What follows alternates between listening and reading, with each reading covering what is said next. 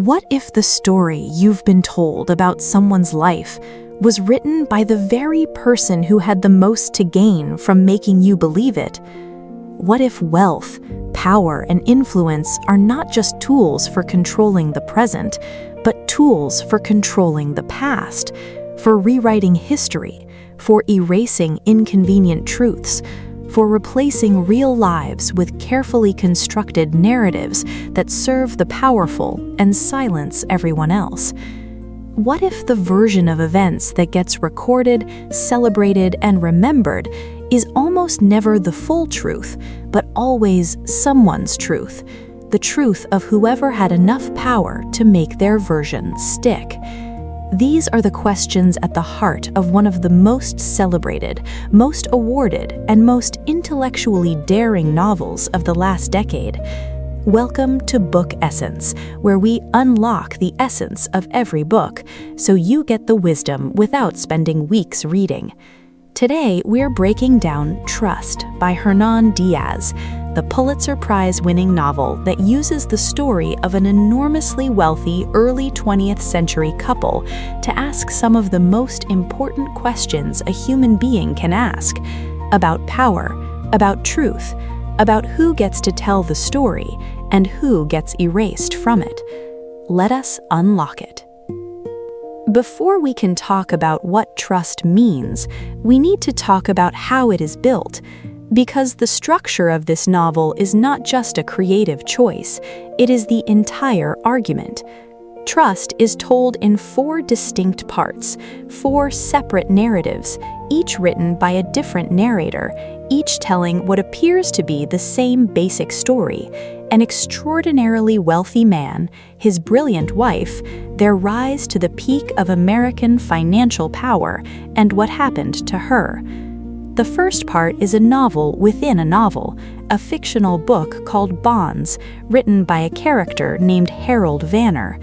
It tells the story of a financial titan named Benjamin Rask and his wife Helen, their cold, transactional marriage, her fragile health, her eventual death, and his continued accumulation of wealth and power. It reads as a complete story, a finished portrait. And then the second part begins, and everything changes. The second part is written by a man named Andrew Bevel, who is clearly the real person that the fictional Bonds was based on, and he is furious.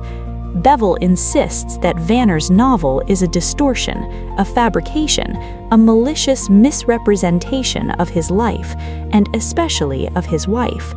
He begins writing his own account, his own version of the truth, to correct the record. And suddenly, the reader is no longer sure what to believe. 2 versions, 2 truths, 2 completely different portraits of the same woman, the same marriage, the same life, and the novel is only half over. The third part of Trust is where the novel becomes something genuinely extraordinary. We meet a young woman named Ida Partenza, a secretary hired by Andrew Bevel to help him write his memoir. She is given access to his private papers, his correspondence, his records. She is trusted, in the most transactional sense, to help him construct his version of history. But Ida is also keeping her own diary, and in that diary, she records what she actually sees versus what she is being asked to write. She begins to notice the gaps, the silences, the things Bevel skips over, refuses to discuss, dismisses as irrelevant. And slowly, through Ida's sharp, observant eyes, we begin to see the outline of something that has been deliberately hidden. A woman who was not a passive character in her husband's story, not fragile, not dependent, not peripheral, but brilliant, financially sophisticated, intellectually formidable, and almost entirely erased. Ida becomes the detective of a crime that has no police report, the crime of erasure, the systematic removal of a woman's mind, her contributions, her agency, from the official record of her own life. And what makes this section devastating is how ordinary the erasure was. It was not dramatic. It was not even necessarily intentional. It was simply the assumption, so deep it barely needed stating, that the wealthy husband's story was the story, and that the woman beside him was a supporting character in his narrative, rather than the author of her own life. At its deepest level, Trust is a novel about narrative power, about who gets to tell the story, about what happens to the people whose stories are told by others, about the relationship between wealth and truth, and how money doesn't just buy comfort and status, but buys something far more valuable and far more dangerous: the ability to write history. Andrew Bevel is not portrayed as a simple villain. That would be too easy, and Diaz is doing something far more sophisticated. Bevel genuinely believes his version of events. He genuinely believes he is correcting an injustice, that Vanner's novel was an unfair, distorted, malicious representation of his life, and especially of his wife. But his act of correction is also an act of control. In writing his own memoir, in funding, managing, and directing the narrative of his own life, he is doing exactly what the wealthy have always done. He is purchasing the truth. He is deciding which version of events will be recorded, preserved, and believed. And the person most harmed by this is the person who cannot write back. His wife, whose name in the fictional novel is Helen, and whose real identity slowly emerges across the 4 sections of Trust, is brilliant enough to have been a genuine intellectual and financial force, but she is dead, and the dead cannot correct the record, so someone else must. The 4th and final section of Trust is perhaps the most powerful and the most quietly devastating. It is written in the voice of the wife herself, in the form of a memoir fragment, discovered and reconstructed by Ida. And in this voice, everything we thought we understood shifts one final time. She is not the fragile, passive Helen of Vanner's fictional novel. She is not the beloved, idealized wife of Bevel's self-serving memoir. She is someone else entirely, someone with her own interior life, her own ambitions, her own complexity, her own understanding of the world that is sharper and stranger than anyone around her recognized. She understood exactly what her life was. She understood the transaction. She understood the erasure. And she made her own choices within it, not as a victim, not as a rebel, but as a person navigating the very limited options available to her with more intelligence and awareness than anyone gave her credit for. This final section does not resolve the novel. It does not give us a single clean truth that corrects all the previous versions. And that, Diaz is saying, is precisely the point.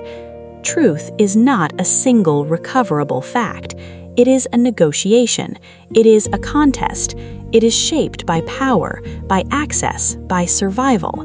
And the version that wins is almost never the most complete. It is the best resourced. Diaz wrote a novel in early 20th century America, in the world of the Gilded Age and its aftermath, for a reason. This was the period in which the mythology of the self-made financial genius was being actively constructed. The great fortunes of that era were accompanied by great stories, carefully curated, strategically published, and enthusiastically consumed by a public hungry for narratives of genius and destiny. These men were not just rich, they were visionaries, builders, titans. Their wealth was proof of their worth. Their success was proof of their virtue. Trust examines this mythology with a quiet, devastating precision. Behind every great fortune, Diaz suggests, is a more complicated story. A story of who was beside the Titan, advising, contributing, enabling, and received none of the credit. A story of who was harmed, directly or indirectly, by the accumulation of that wealth. and a story of what was suppressed, paid for, and rewritten to keep the mythology intact. This is not a simple critique of wealth. Diaz is not writing a polemic. He is asking a more subtle and more important question. When we celebrate a life, whose version of that life are we celebrating? And what would we understand differently if we could hear from everyone rather than just the person with the resources to publish their account? What does a reader carry away from a novel as layered and demanding as trust? The first lesson is about skepticism, not cynicism, but genuine, disciplined skepticism about official narratives. Every account of events is told from a position. Every narrator has interests. Every version of history reflects the priorities of the person or institution powerful enough to record it. This does not mean truth is impossible. It means truth requires effort. The effort to seek multiple perspectives, to notice what is missing, to ask who is not in the room and what they might say if they were. The second lesson is about erasure and how it operates. Erasure is rarely a dramatic act. It does not usually require violence or censorship. Most of the time, it simply requires resources. The resources to publish one version, the resources to fund one narrative, the resources to ensure that one account is the one that survives, circulates, and is believed. The people without those resources are not silenced by force. They are simply not heard. And the third lesson, the one that gives the novel its title, is about what trust actually means.